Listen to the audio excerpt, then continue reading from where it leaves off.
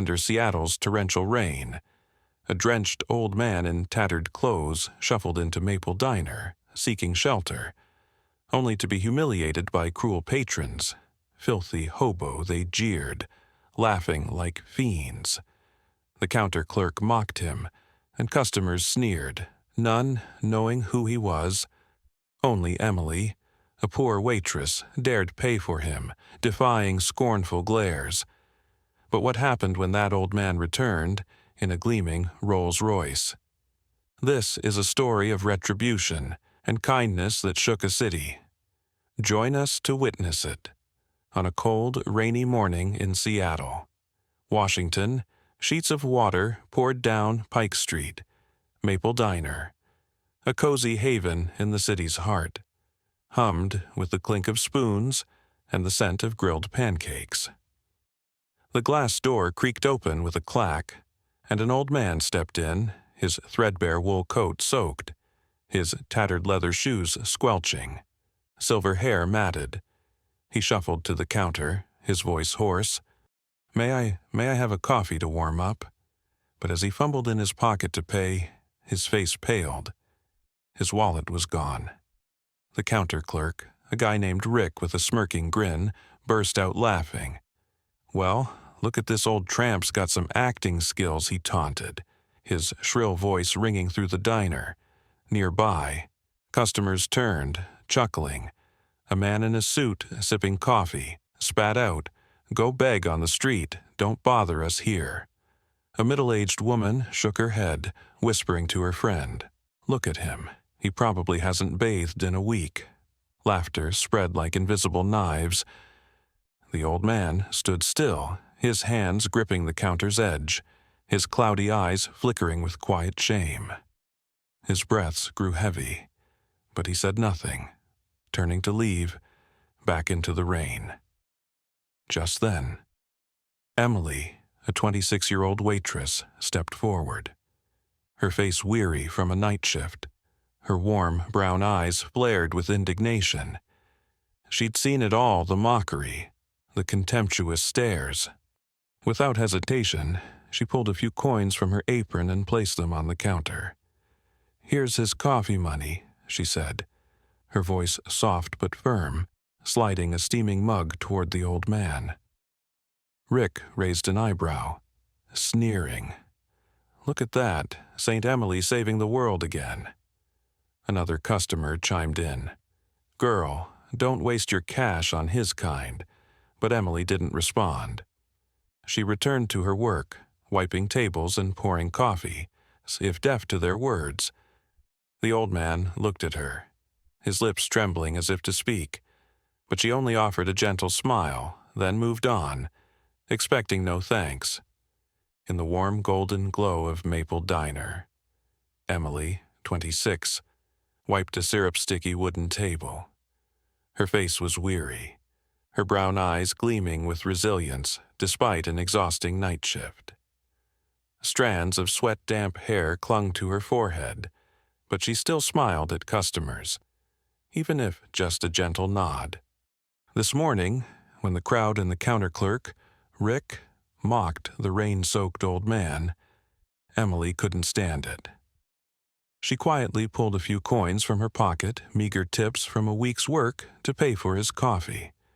"Your coffee, sir," she said, her voice soft but resolute, expecting no thanks from the old man, needing no one's approval, but her kindness wasn't welcomed. Rick, from behind the counter, curled his lip. "World saver.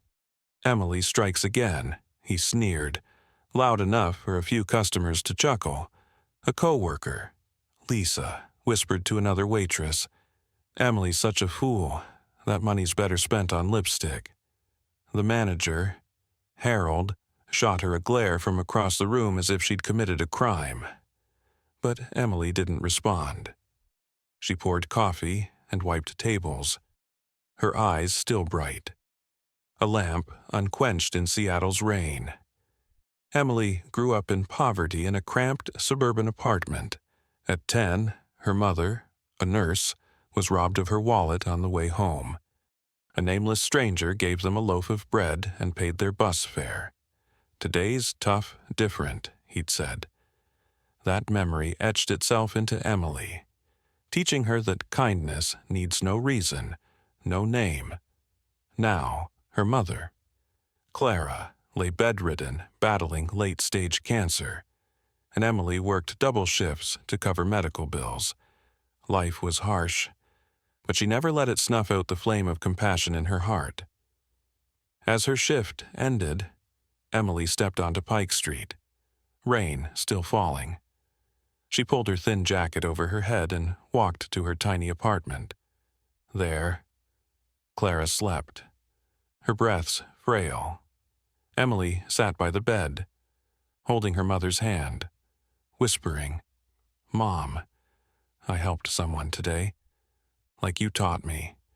She didn't know who the old man was, nor did she hope for more than a day when her mother might wake stronger. But her small act, like a pebble, dropped in a lake, had sent ripples, and they were about to become a flood, changing everything. The morning after. Seattle's rain had eased, leaving shimmering puddles along Pike Street, inside Maple Diner. The clink of cups and the scent of toasted waffles filled the air. Emily stepped in, tying her apron, her brown eyes weary but steadfast. Her act of paying for the drenched old man's coffee yesterday went unmentioned, yet it left invisible ripples, scornful glances, and whispers behind her back. Rick, the counter clerk, eyed her from afar, a smirk twisting his lips. "Hey, Angel." Saving anyone else today, he taunted, his mocking tone drawing a chuckle from a nearby customer. "Lisa, a fellow waitress," whispered to another co-worker. "Emily probably thinks she's in a movie, dreaming that old tramp's a secret millionaire." Their stifled giggles spread like a cold draft through a cracked door. A middle-aged woman, slicing her pancakes, shook her head, wasting money on a hobo. "So naive," she muttered. Emily heard it all but stayed silent. She poured coffee, wiped tables, and served plates, her movements steady as a heartbeat. A faint smile lingered on her lips, not because she was unhurt, but because she was used to it. She remembered childhood when her mother, Clara, a nurse, was gossiped about for staying poor despite her work.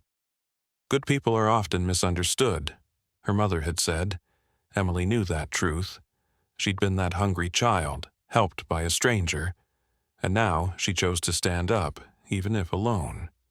Mid-shift, Harold, the manager, summoned Emily to his office. He sat behind his desk, his gaze icy. "What were you doing yesterday, Emily?" he asked sharply, paying for a vagrant. "You're making this place look like a charity, embarrassing us." Emily stood still, her hands clutching her apron's hem.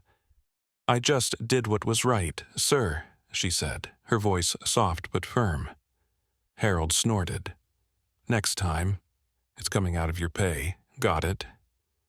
She nodded, stepping out, her heart heavy but unbroken. As her shift ended, Emily walked onto Pike Street, pale sunlight touching her face. She thought of her mother, the costly pills, and the old man from yesterday. She had no regrets, though the world turned its back. In her heart, kindness was a flame that needed no one to fan. It only needed to burn. 3 days after that rainy morning, Seattle's rare sunlight spilled gold across Pike Street. Maple Diner buzzed as usual, the clatter of cups mingling with the aroma of fresh brewed coffee. Emily, in her green apron, quietly wiped tables, her brown eyes weary but resolute. The whispers mocking her for paying for the old man's coffee had faded. But Rick's and a few regulars' glares remained sharp. She paid them no mind, working steadily. A silent breeze weathering the storm. Suddenly, a low, deep hum rumbled outside. A sleek black Rolls-Royce, gleaming like a jewel amid the city's grit, pulled up to the diner, The glass door creaked with a clack, and every eye turned. A man stepped in, his tailored gray suit fitting impeccably, silver hair neatly combed, his stride exuding confidence. Polished leather shoes tapped the wooden floor. It was the old man from before, but no longer drenched or humbled.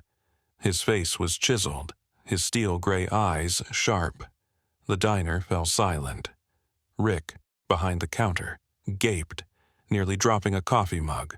Lisa, the waitress, froze, whispering, "No way." Customers who'd jeered now lowered their heads, knuckles white around forks.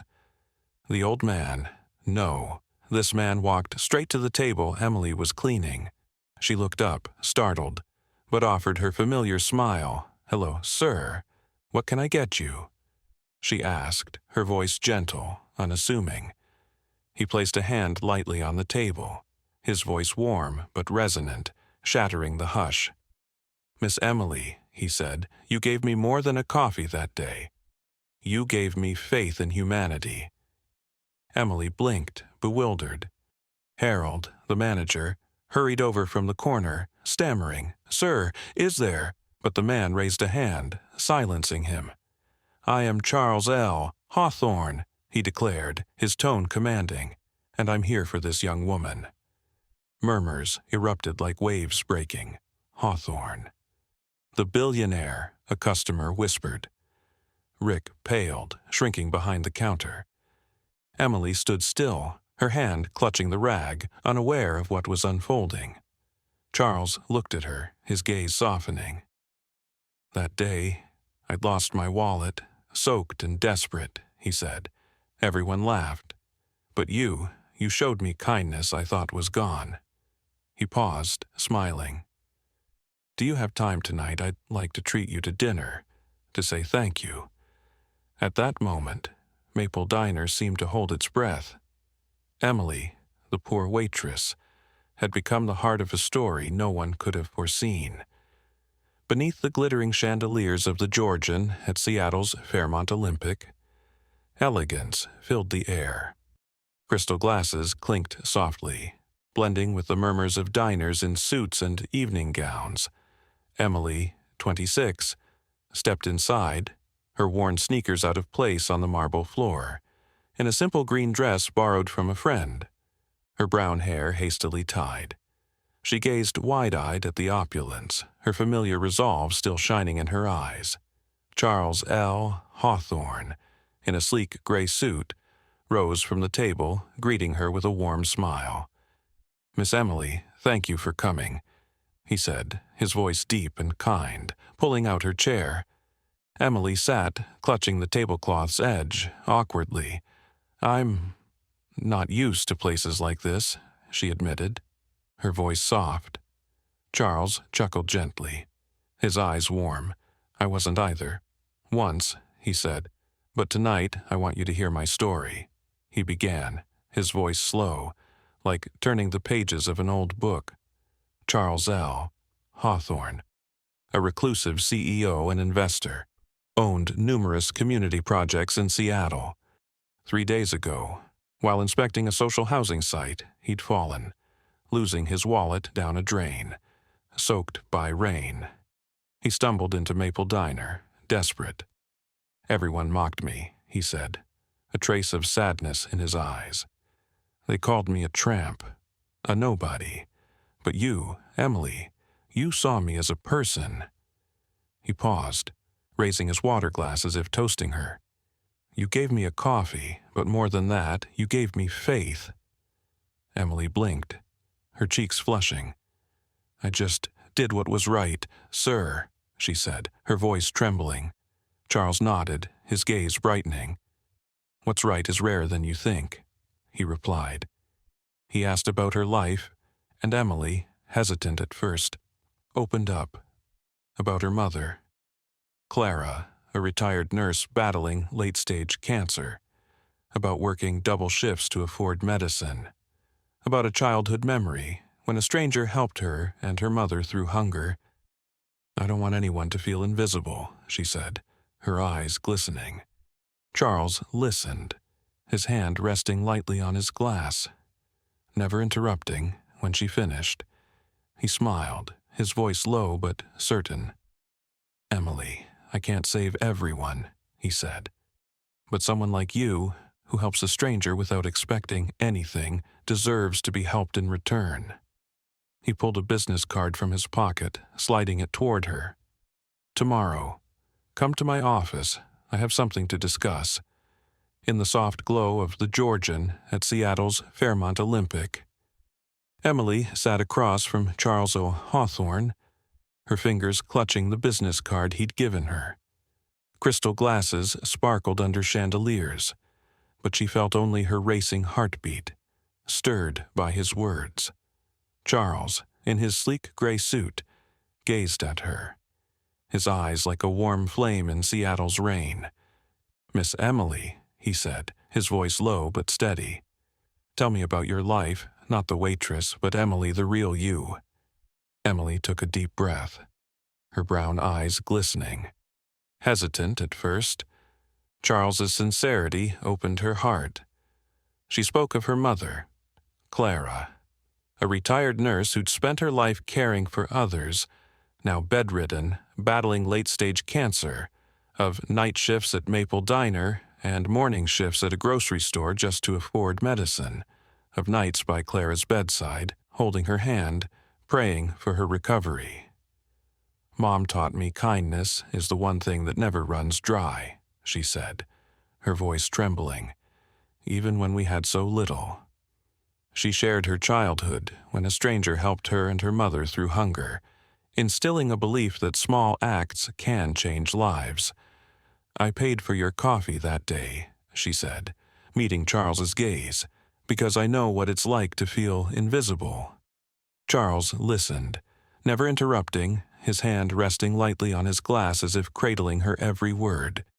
When she finished, he smiled, his eyes sparking with resolve. "Emily," he said, his voice deep as a flowing river, "I can't save everyone. I've seen too many good people crushed by life, but you dared to help a stranger, expecting nothing, seeking no reward.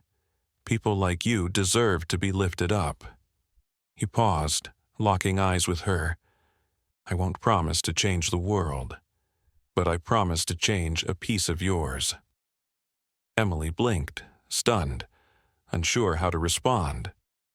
Charles drew a small envelope from his pocket, sliding it toward her. "This is an invitation to my office tomorrow," he said. "Not to repay a debt, but to start something greater. You have a rare heart. Emily, don't let it go to waste." He raised his glass, a quiet salute.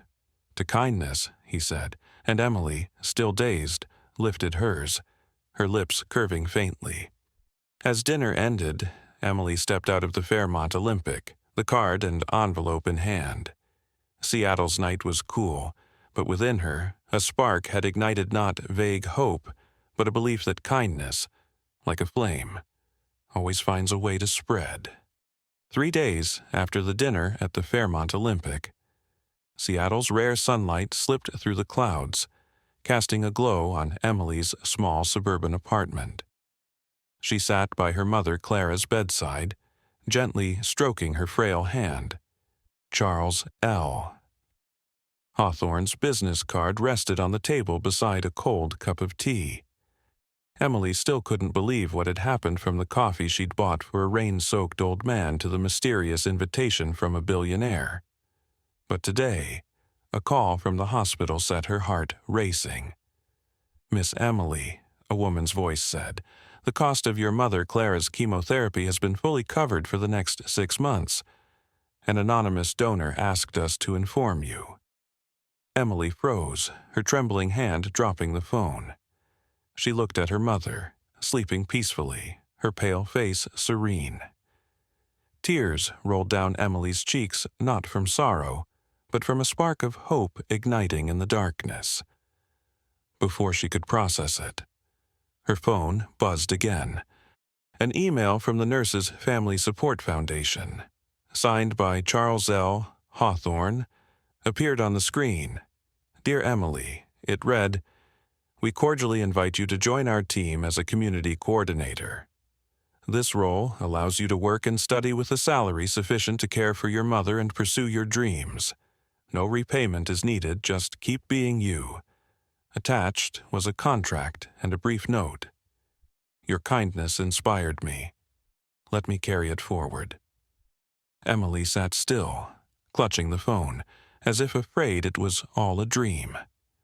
She recalled Charles's gaze at Maple Diner when he revealed his identity. His words at the Fairmont Olympic were that she deserved to be helped. Now, his gift wasn't just money, it was a chance, a door for her and her mother to walk through life's storm. She stood, opening the window, letting Seattle's breeze sweep in, carrying the breath of a new day. The next morning, Emily arrived at the Foundation's office, a sleek glass building in downtown Seattle. Charles greeted her, still in his gray suit, his smile warm as sunlight.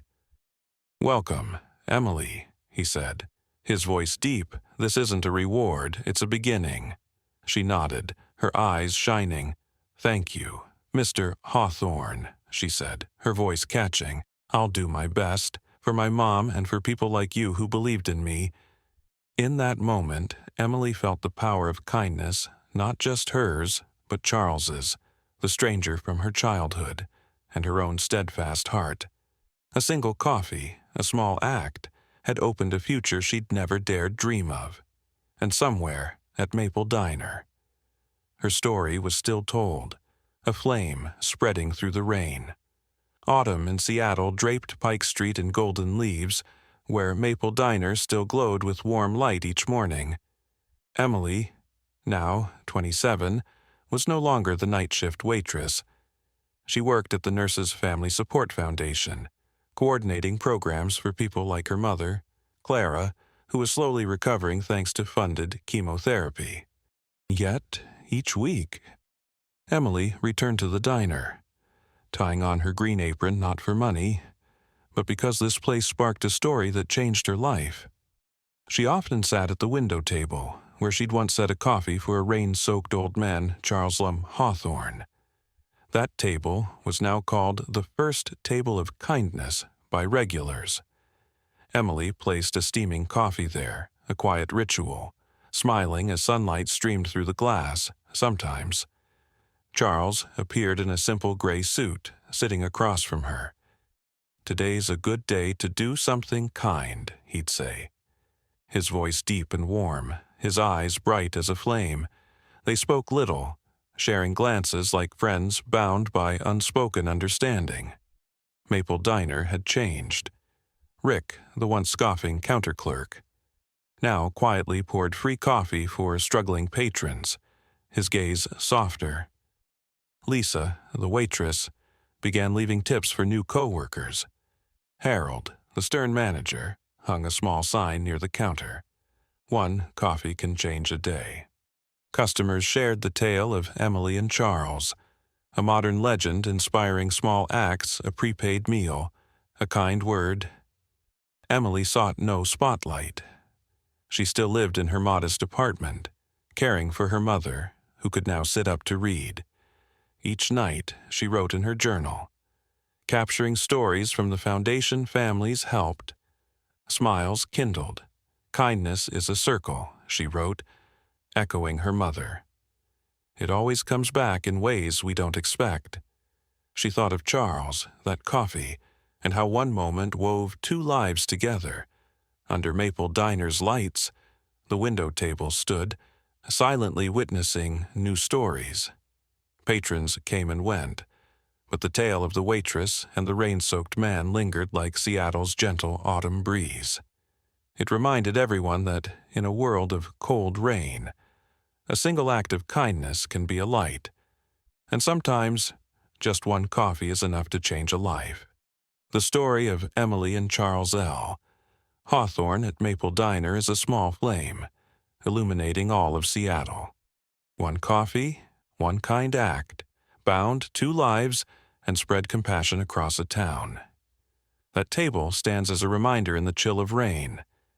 A small gesture can transform everything. What did this story spark in you? Share your thoughts in the comments. Hit subscribe for more inspiring tales. And don't forget to share to keep the flame of kindness burning.